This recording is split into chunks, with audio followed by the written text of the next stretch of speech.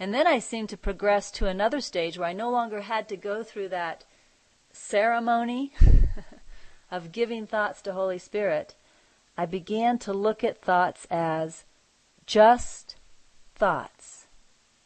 This is where the ownership was now beginning to not be there. I don't think I was consciously aware of it, but I was able to look at thoughts as just thoughts.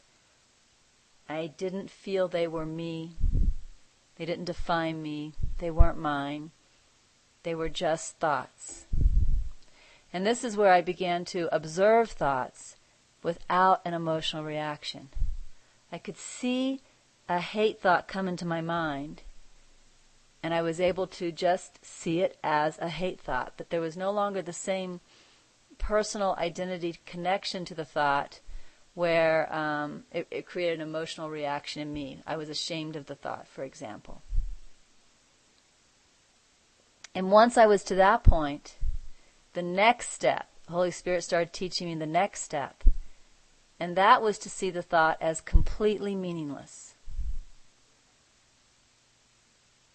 And it's very difficult now for me to describe exactly how that happened.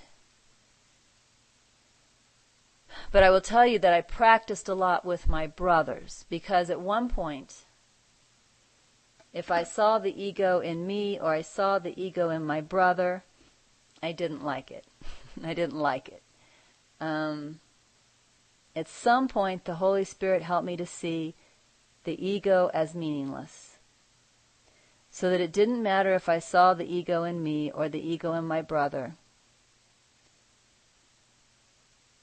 It just no longer mattered. I don't know how else to say that. It just no longer mattered. It doesn't mean I stopped seeing the ego. It just means the ego didn't matter anymore. This is where I began to look right past it. I